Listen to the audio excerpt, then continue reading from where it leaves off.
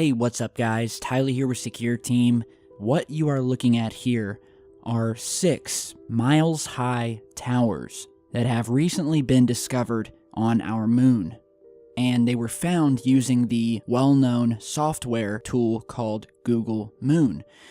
And Google Moon, if you're new to the channel, if you've never used it, allows you to visit our moon and actually fly down to the surface, where in which you are no longer just seeing two-dimensional maps taken by the lunar orbiter, but you are now able to see the three-dimensional terrain, the data from which was collected by the various orbiters that are around the moon now and has been converted into a three-dimensional map.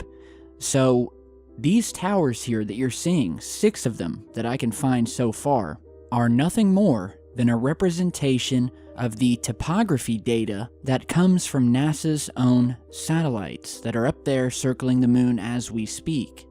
And when you look at these things, I mean, they are towering, some of them nearly 4 miles high. And you may say to yourself, well, Tyler, these are probably just glitches, image glitches on the software. To which I say, okay, that's a valid possibility. But when it comes to the idea of towers on the moon, and by towers I'm talking artificial towers, as in they are not natural to the moon and they have been put there by someone or something. The idea of towers on the moon has been around for decades. This is nothing new, and it's been a highlight of ufology for years. Many people have spoken about the ancient alien structures that are said to be on the moon, these old bases that are now empty or possibly being still used, depending on who you talk to, that are all over the moon. And we've gone over this many times before, and you can go back and check my past videos to learn more. But suffice it to say, our moon is an enigma.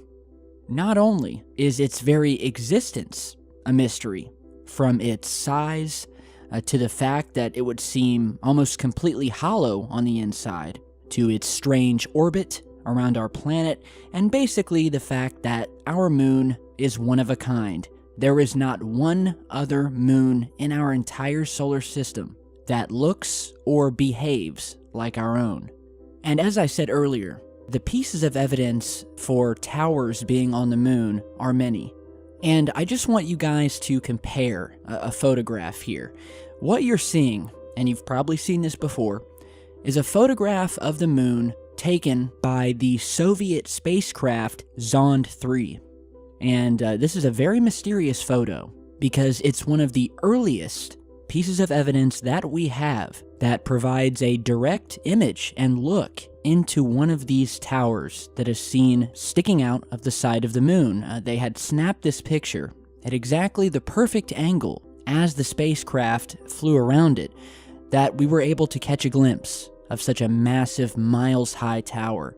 And this was taken in 1965, where the Zond 3 space probe took some of the first ever high-quality images of the far side of the moon, where this tower is located. Some people have dubbed this the Tower of Babel, and it's thought to be one of many of these mysterious ancient alien structures that scatter the moon. So I want you to look at this, and I want you to compare it to one of these towers that we have found here on Google Earth. Just compare the two and look at the similarities. And then ask yourself again, are these really just glitches, or is there something more to this? Moving forward, here is another image taken from the Apollo 16 lunar landing mission. As they were orbiting the moon, they snapped this photo out of the window, and this is actually a seldom witnessed photo in ufology. But it demonstrates a couple of very anomalous things that tie in to this evidence of these towers. First, we have a UFO captured above the surface that you're seeing here. And we'll go ahead and zoom in. And, you know, these things have been seen all over the moon, all over. I can't count how many times and how many images and photographs from all of the various missions to the moon that we've featured on the channel, showing these anomalous, unidentified objects hovering over the moon, passing by. But more interesting is what can be found sitting at the edge of this main crater, and what is unmistakably another one of these long, artificial-looking towers sticking up out of the lunar soil. And I will put the link to this down in the video description. This extraordinary photograph that you're seeing here comes from the Apollo 10 moon landing mission, where again they were orbiting the moon, they snapped a photo, and within that photo was discovered what has now become known as simply the castle. And you can understand why, because we have here yet another multiple mile-high structure that simply looks like a castle. You can even see the pillars on this thing and its pyramid-like construction, starting off with 3 or 4 pillars at the bottom until we're down to just 1. So we have this sort of artificial evidence of the stacking of these segments or pillars that completely defies a natural explanation. And it hasn't only been us lonely UFO researchers and tinfoil hat wearers that have discovered and spoken about these ancient towers.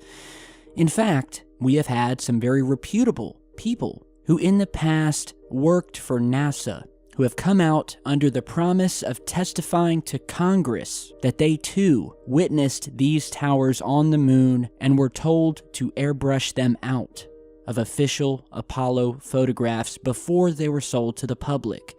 One of these people is a woman by the name of Donna Hare, and who has been pretty famous in the ufology community for a video clip wherein which she spoke at a 2001 press conference for the Disclosure Project about what she saw. And you'll see a short clip of that here. This was. At the time, I was talking to one of the techs in there, and he drew my attention to a photograph, a NASA photograph. It had a dot on it, and I said, "What is that?" Well, he drew my attention to it, and I said, "Is that a dot on the emulsion?" And he said, and he's smiling, and he has his hands crossed, and he said, "Round dots on the emulsion don't leave round shadows on the ground." And this was an aerial photograph of the Earth. I'm assuming the Earth because it had pine trees on it, and the shadows of the craft or whatever it was were in the same angle as the trees. And by its very nature, UFO, and I wanted to clarify that to a gentleman that was talking to me, means unidentified. So I did not know what this was, but I realized at this point that it's very secret, that it was kept secret, because I asked him, "What are you going to do with this piece of information?" And he said, "We always airbrush these out before we sell them to the public." So this former NASA employee, Mrs. Hare, revealed how NASA managed to cover up and erase anomalies such as UFOs from satellite photos. She was a slide technician and received numerous space awards, including the 1969 Apollo Achievement Award from the National Aeronautics and Space Administration. She also received a 1973 Skylab Award due to the success on the Skylab Soyuz test project, and many other awards for her skill as a technical artist. And she has spent most of her professional life involved with NASA and the space program as a technical illustrator. She drew lunar maps and worked in the photo lab. And not only did she witness photographs of UFOs both on the moon and above Earth in satellite imagery, but it was also explained to her the way in which these photographs and these anomalous structures were systematically airbrushed out.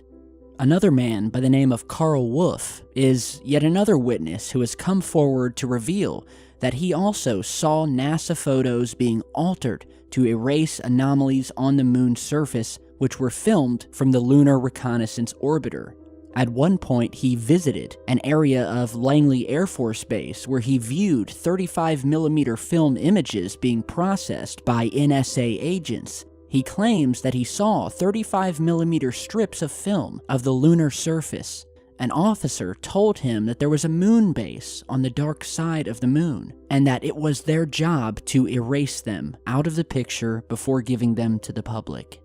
And you've been seeing some of the earlier photographs taken by the Lunar Reconnaissance Orbiter showing these airbrush or smudge marks that clearly indicate the obscuring of structures on the moon, including multiple tower-like structures. So again, as we go back to these 6 new towers located on the moon, of which I will put the coordinates down below, one can only ask that if these 3-dimensional maps on Google Moon are taken from the exact data that was collected from the lunar orbiter, then the idea of glitches starts to fall apart. And let's say that these were glitches. I find it highly strange that we have never found any other glitches on the moon that take on any other shapes, whether it be strange square-like glitches, or rectangular-like glitches, or circular glitches, or random shapes that you would think would appear due to this glitching or data miscalculation. But we don't see that. All we see are these perfect towers that, both in shape and length, are corroborated and backed up by all of the other various lunar photographs and film footage. The airbrushing smudge marks seen on photographs where they've covered these things up, as well as the former military and ex-NASA personnel who have come forward and promised to testify in front of Congress under oath that these things do exist and that NASA and the government have been doing all that they can to cover them up and to publicly ridicule anyone who would question NASA or their official story or agenda. So, with that, of course, let me know what you guys think, and thank you all for stopping by today. This stuff really is truly interesting, and as I get back into the groove of posting videos daily, I want you guys to know that I've got a ton of stuff that we're going to be talking about in our next video, and the one after that. I've got a lot of stuff to catch up on, and a lot of stuff I want to show you guys. So, again, subscribe and share this video, and I will see you all back in just a bit. Stay safe, guys.